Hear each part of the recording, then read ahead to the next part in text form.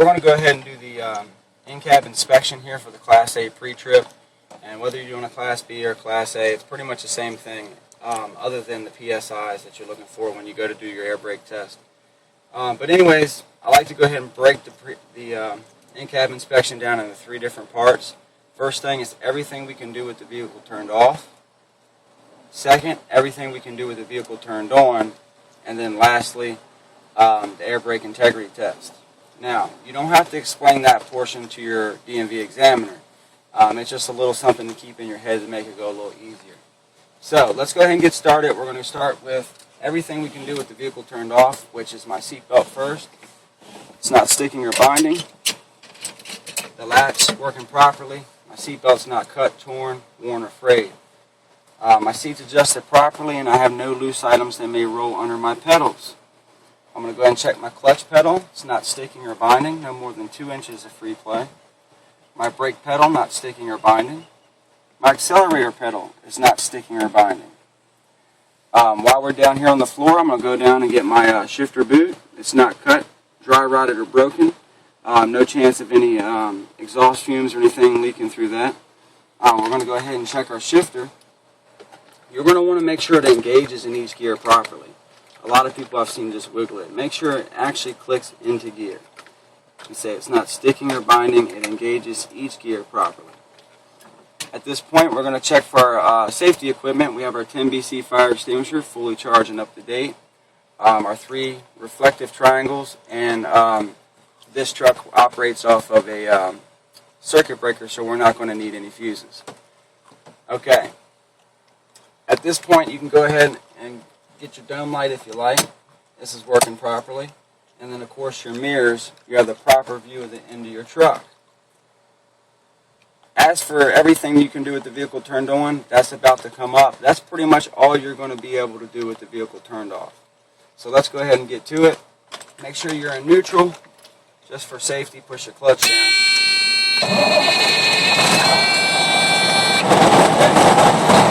Now, you're going to want to start with your oil pressure, okay? That's number 1. It says it in your manual. Oil pressure, it's rising to the proper level, or it's working properly, excuse me. My water temperature, it's rising to the normal level. My RPM, working properly. My miles per hour, we'll check that during the road test. My fuel gauge is working properly. I have at least a quarter tank of fuel. My volts is working properly. My volt gauge between 12 and 14 volts. Our air pressure gauge, that's reading the proper number between 100 and 125 psi. Now, if you guys notice, I'm going a clean sweep from left to right. It's best to do that way you don't miss anything. So at this point, we're done with our gauges. We're going to check our panel lights. Our lights, cut those on. Basically, you're going to check your indicators right at this point. You've already checked your lights on the outside, so this is for your indicators. I cut my headlights on. My headlight indicator's working properly. My high beam indicator, working properly. My hazard lights or 4-way flashers, they're working properly. My left turn indicator working properly. My right turn signal indicator working properly. Okay. Got my 20-inch wheel, no more than 2 inches of play. City horn, highway horn, all working properly. Now I know I got away from the left to right thing just a bit, but there's only one thing over here left to do, and that's going to be your heat. Let's go ahead and put it on hot. Okay, let's check our defrost. Put your hand up here, you want to actually feel it blow. It's working properly. Bring it down on the floor. The floor heat's working properly. Now, if you guys didn't know, when you're being recorded, you are under a little bit more pressure. So we did forget the windshield wipers if you didn't notice. So let's go ahead and knock them out. And keep in mind, even on your test, I'm kind of glad it happened. Let's say you forget something on your test, you're more than welcome to go back. Keep in mind, this is like a simulation of real life. There's no one there to tell you that morning for your job that you can't go back and check something. So keep that in your mind as you take this test, okay? So we'll go ahead and check our wipers at this time.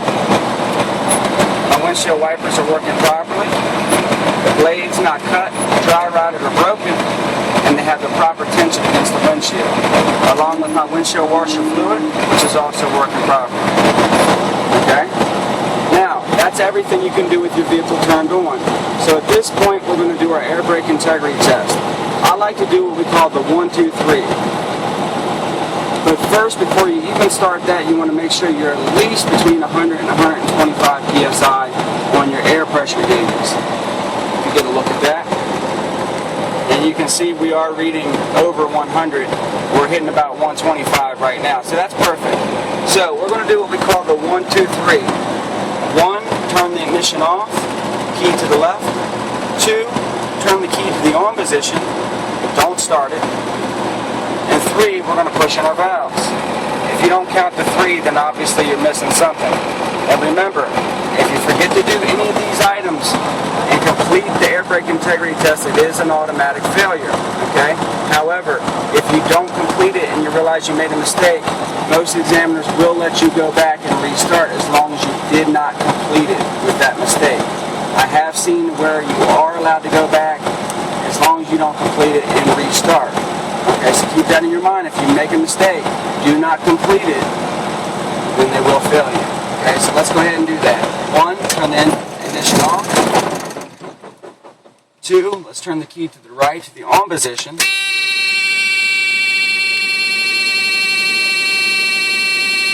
Well, let's just pretend we did that. Okay, there we go. To the on position, to the right. Now 3, we're going to push in our valves. Okay, now we just pushed in our parking brake and we're in neutral. Okay, we would roll away, but we already have the wheel chalked.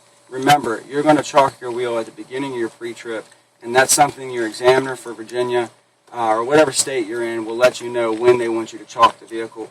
Depending on where you're at, you may have to do it on your own, but in Virginia you will be told when to chalk the vehicle. It's usually while they're doing your information. So, we did the 1, 2, 3. 1, turn it off. 2, turn it to the on position. And 3, we push in our valves. So now we're going to do what we call a timed air leak test. That's where we're going to hold our foot on our service brake for a full minute, and we should lose no more than 4 psi. Okay? Now, you want to explain this first, as I just did. Okay? So let's go ahead and do that now. And you want to make sure you have a timer. They won't accept you using a cell phone either. Make sure you have a watch, a timer, something like that. Okay? So, we're going to go ahead and start that now. Now, we're not going to sit there and hold it for the full 60 seconds. Let's pretend we've held it for 60 seconds, a full minute, and we lost no more than the 4 psi. Okay? So now we're ready to move on to our fan down test.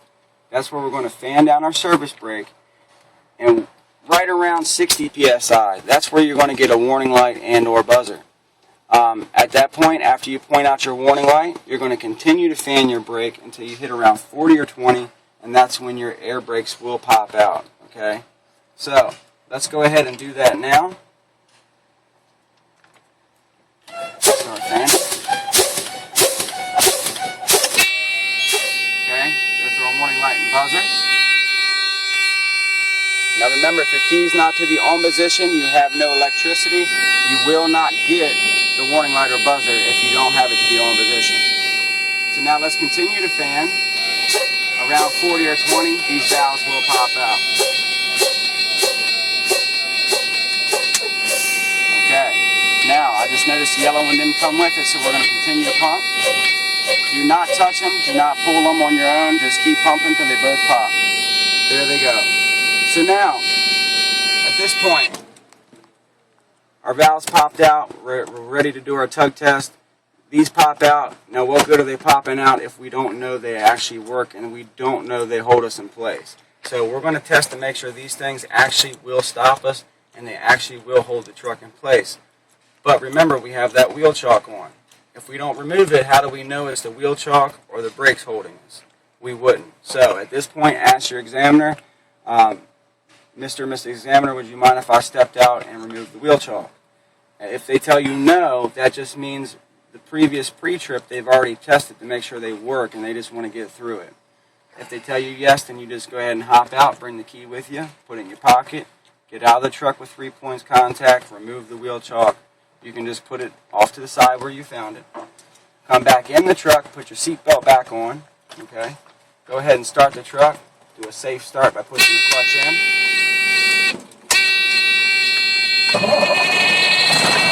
Okay. Now, in Virginia, you're not made to push these valves in separately, so it allows us to go ahead without letting the air pressure build and put it into gear right now and do our tug test. So let's push our clutch down. And rumble a little bit.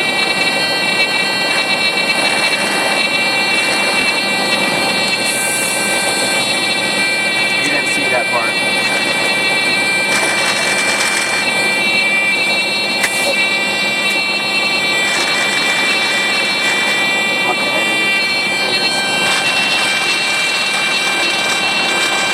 Okay. There we go. No need to edit. Anyway, sometimes you get that, you get an older truck or students been hard on it for the day, the transmission tends to heat up a little bit. Remember, all you need to do is bring it down to low gear or your first gear, and that's going to synchronize it for you.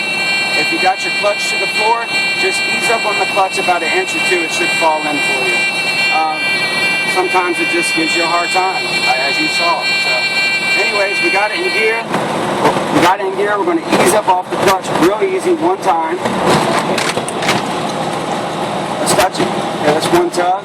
We're going to do it again. We don't need to quite that low. We're going to do it one more time. Okay. There's our second tug. All right.